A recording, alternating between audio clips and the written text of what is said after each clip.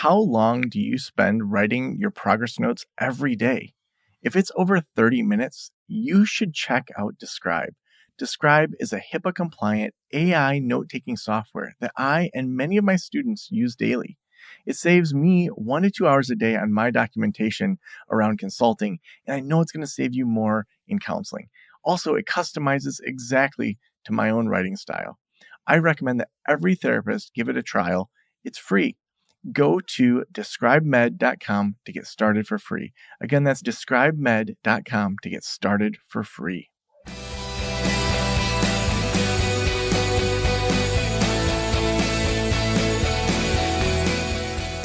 This is the Practice of the Practice podcast with Joe Sanok, session number 1196.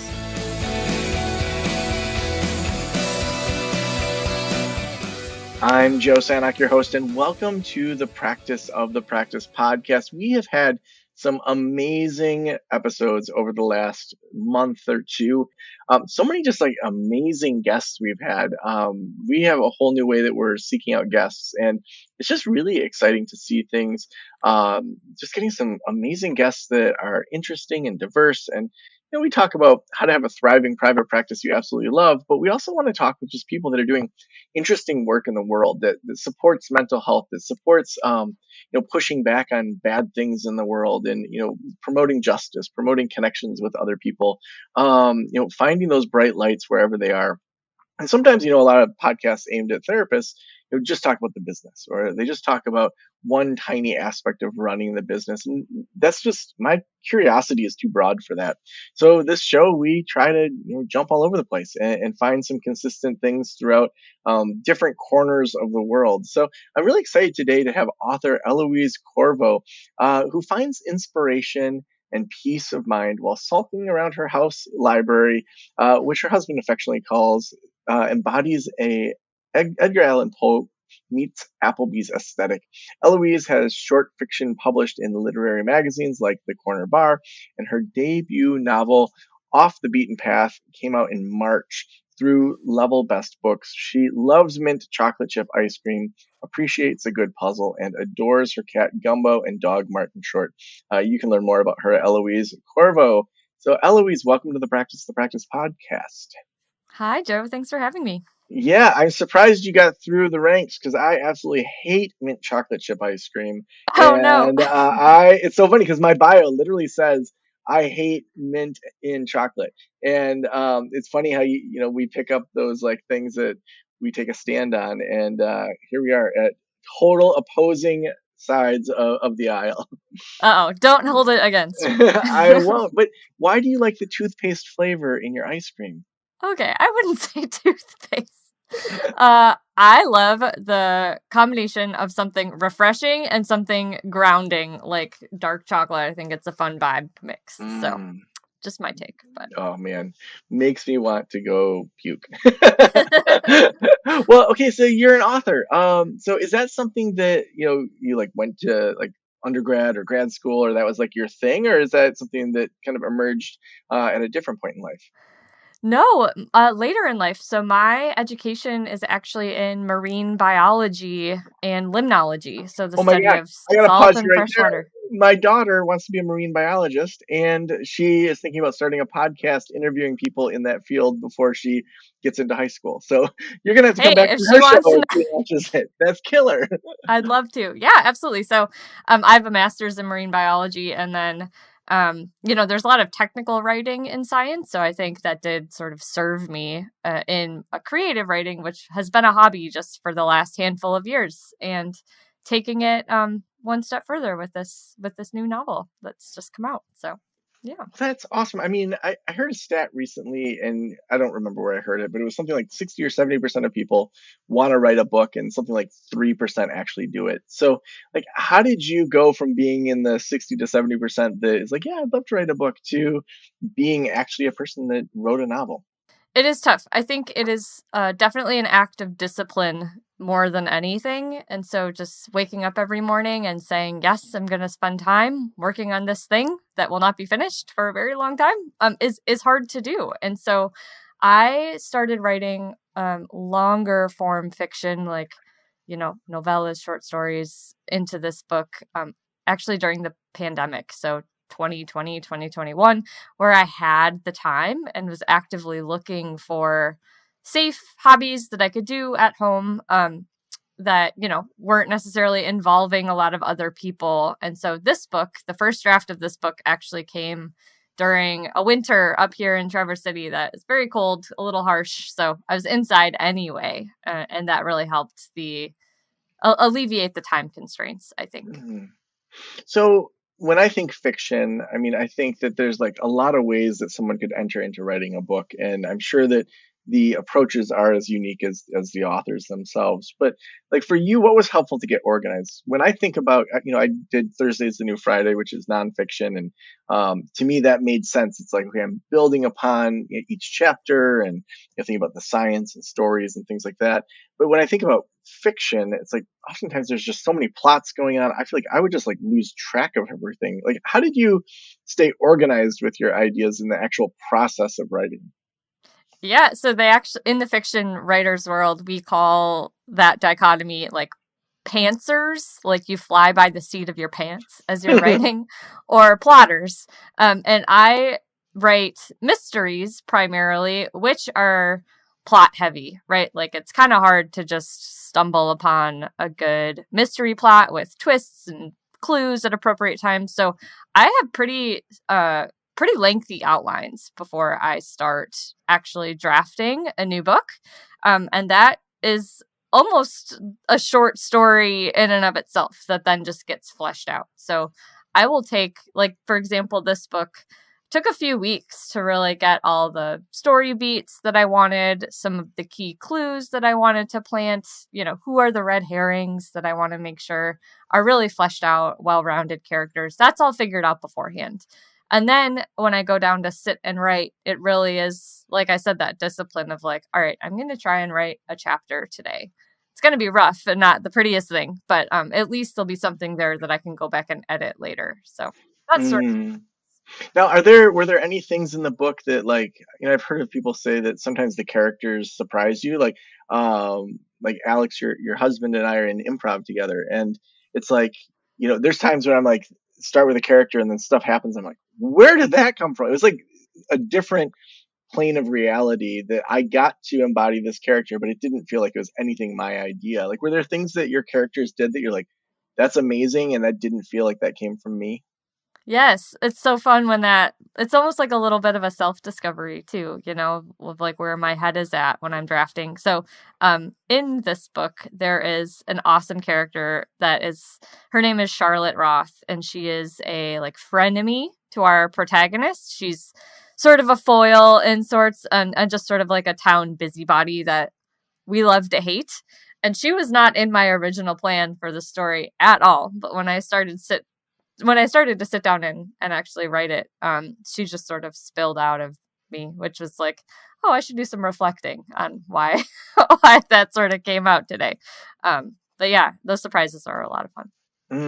Yeah. Well, give us a little bit of a summary of the book itself, and then I want to hear more about like the psychology of the characters, and we have a ton of therapists listening, like your own personal development. But let's hear a little bit about the book.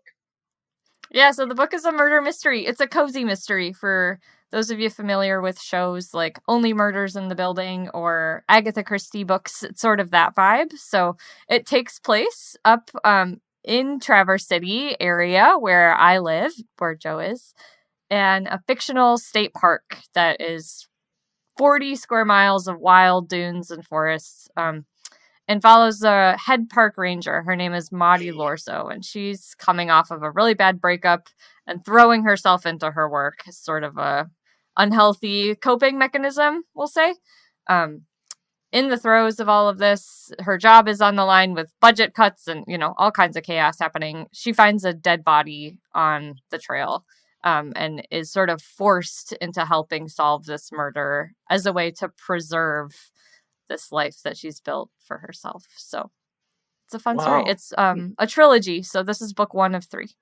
Oh, wow. So, well, I love that it takes place in northern Michigan, and a place that I know and love. So, take us through just, are there any things with the characters that psychologically, maybe from your own life, informed them? Or it doesn't have to be like your own stuff, but like where did you draw the nuance of the characters, and what kind of like personal development did you enjoy seeing with them? Yeah, so I've been in therapy for a decade now almost. I've had a pretty bad anxiety disorder that started when I was a teenager, had some pretty crazy panic attacks, and had some unhealthy coping mechanisms that I developed over time, and really have put in a lot of work to dig into the root causes of that, and create healthy alternatives for myself. And writing has turned out to be a part of that journey, and a really good outlet, I think, for me to process emotion and think about my experiences in different ways. And so Maudie, our main character, also has an anxiety issue that stems from this breakup, stems from insecurities that she's faced and sort of abandonment issues. And she develops this like a ticking mechanism where she like is constantly fidgeting and tapping her fingers and counting seconds. So she has this like need for control. Um, that that is definitely a moment of growth that happens throughout the book Mm. as she's faced with these increasingly tumultuous situations. So definitely some direct inspiration from my life into her a little bit in that regard. Yeah. How much did you draw from friends or family members, or kind of collective things that you see versus like just kind of coming up with characters from scratch? I think honestly, like everything is drawn from somewhere. We're all going through life with our own quirks and a compilation of our own experience and how we handle experience. And so I think my relationships with other people have manifested into this book in many ways, or things that I've observed for sure. Like I personally have never had this finger tapping ticking issue, but I know of others that have. And so um I I can't imagine that I am clever or smart enough to just create anything, right? Like I think we write through the lens of our experience. So even if I can't articulate exactly every individual piece, I'm sure it's from somewhere. Yeah. And for you, how did this personally help you grow? Yeah, so like I said, anxiety has been something I've lived with for a long time and have tried in a lot of different ways to not just cope with, but really like overcome and sort of change my root behavior, my root response to different things. And I think I've used writing as a tool, as like a self-analysis tool of really taking stock of what I'm thinking and what I'm feeling, putting that from abstract thought into concrete words on paper is a really helpful exercise for me. um it takes sort of the like scary nebulous of my mind that sometimes it's hard to pick apart specific ideas or figure out why I'm feeling certain things, but when I sit down and actually try and write it out into words made of real letters, then that really untangles the web and makes things a little clearer. So not only do I write fiction, but I've also taken up journaling, for self-expression and just sort of using words as a fuel for clarity has been really helpful for me.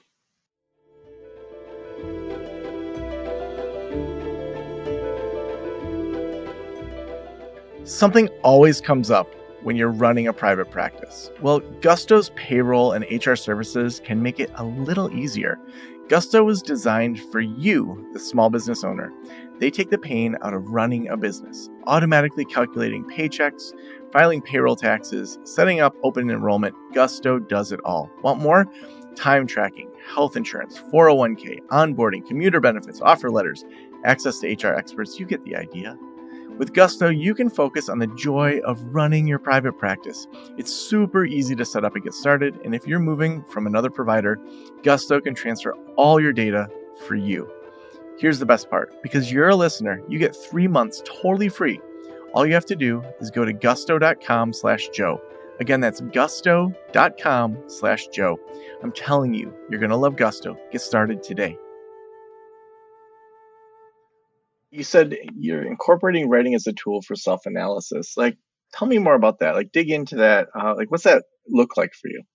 I don't journal every day, but whenever I get like, I have a hard time sometimes understanding why I'm feeling upset or anxious, especially anxious. It's just sort of like I get this sort of frenetic energy and it is a panicky feeling.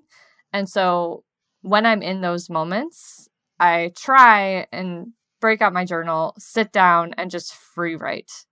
Not necessarily, trying to think consciously about picking apart this thing that I'm feeling or probable causes, but just whatever comes out, comes out. And that is really helpful because I will often, like, my mind takes over and I can just, the pieces come together and I can start articulating the whys and the actual specific emotions, which is really nice. So free writing, I would say that's really like how it looks for me. If I'm trying to process something, I will try and sit down, pick up my pen, and just see what happens.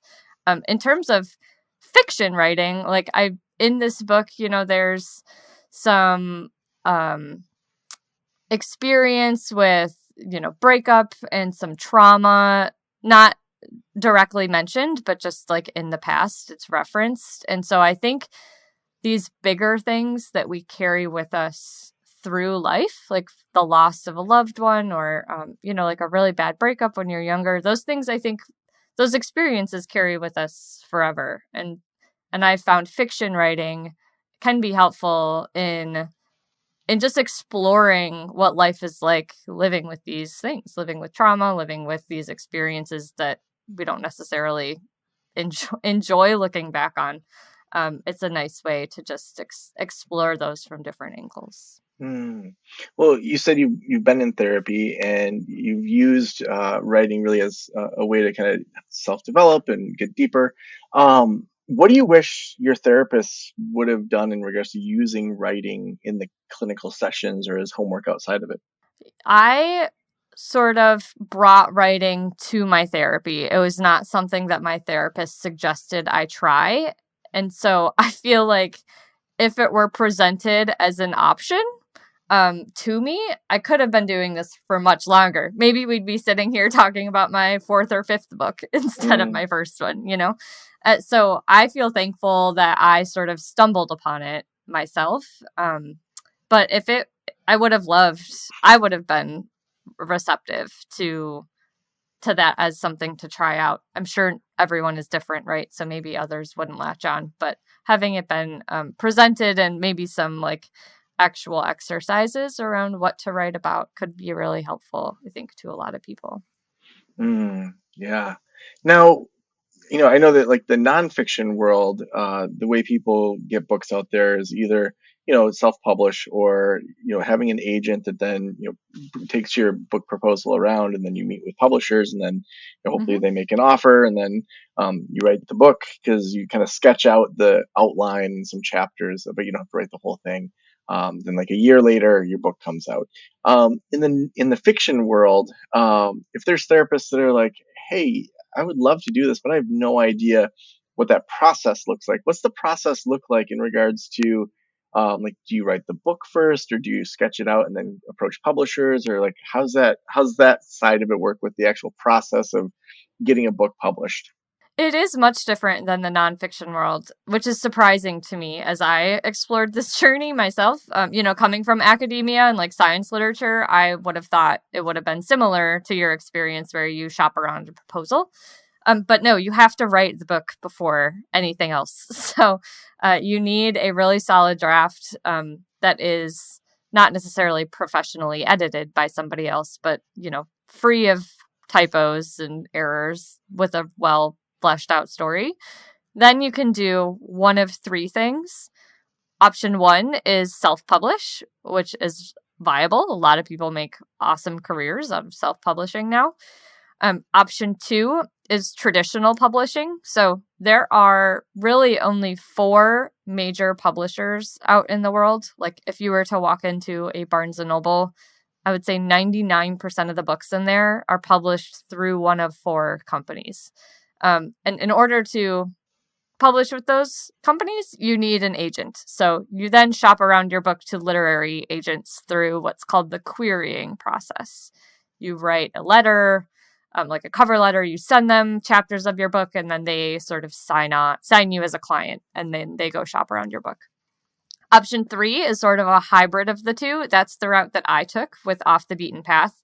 That is to go with an indie publisher. So these are not one of the big 4 companies. They're smaller operations that usually stick with a specific genre or some niche. So Level Best, who I'm publishing with, only does true crime and mystery thrillers. They're experts in like one small piece of the literary world. And you can shop them directly as an author. I didn't need a literary agent to work with them. A lot of literary agents work with them as well, but it's just not a requirement like it is one of the big 4. So, yeah, you kind of have indie, self, or traditional publishing as optional routes to go. Now, what did you learn in that process of going with the indie publisher? I thought the indie route was really great for this book for a couple of reasons. One, I'm not a huge name, right? I'm not Stephen King. People don't necessarily know Eloise Corvo yet. It's my first book. And so the barrier to entry I found much lower, which was really nice to still get a published book that is professionally edited with a cover designer and you have your publishers in your corner then compared to self-publishing when you have to do literally everything yourself. So I thought that was really great. It's still a humbling exercise. I think any of these routes is in that there's a lot of rejection along the way. So if you're querying agents, you can expect, even if it's the most phenomenal book, still a lot of no's just for reasons out of your control. Same with publishers, right? It's just not going to be a fit for everybody. So there's a lot of humbling experience, a lot of minimizing the ego's control over myself, which is a good exercise, right? It's helping you look at what's really important in life and where happiness comes from, and that is not external validation. So that's what I learned and continue to learn in the author world. Well, and when it comes to the actual process of writing, if someone's out there listening and they're like, man, I would love to do a therapy thriller or something that maybe it has nothing to do with therapy, what advice would you have on the process of writing and like how to find that creativity, how to like any hacks you found that worked for you that may work for other people? Yeah, going for walks has been crucial in my creative process. Getting away from screens, getting away from distractions, and just taking a walk, putting on like instrumental music, and making sure that you have like a little notepad with you. You can jot down ideas. It's almost like the cliche like shower thoughts, right? Like when you're not thinking about something actively, your brain kind of kicks in. And so if you can maximize that amount of time where you're just sort of like ambiently thinking about these things, that's helped me unlock a lot of like plot holes that I've had or finding the right hook to a story. The other piece of advice that I would say is just don't give up. Like you said, Joe, a lot of people want to write a book, but not a lot of people finish one. And that's really just because it takes a long time. There's not a whole lot of like instant gratification in this process. And so just being able to see the light at the end of the tunnel and saying, I'm going to keep chugging along on this story is really the make or break, I think. It's just choosing to do it, really. Yeah. Well, Eloise, the last question I always ask is if every private practitioner in the world were listening right now, what would you want them to know? I think writing is a really valid exercise in therapy, and it's really helped my journey. So maybe consider offering it to your clients as well. And if you want to write a book, you're the only thing stopping you. So I hope we have more authors in the therapy world. So awesome. Well, where can people get your book? You said before we started rolling that you've got a discount on your website for our listeners too. So tell us how they can grab the book.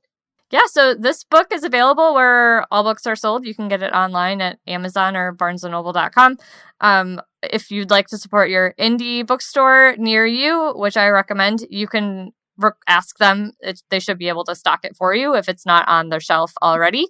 Additionally, you can get signed copies on my website, which is eloisecorvo.com. And Joe, listeners of your podcast, I can offer 20% discount with the code PRACTICE20 at checkout. Oh, so awesome. Thanks so much for being on the show. Yeah, thanks for having me, Joe. This is great.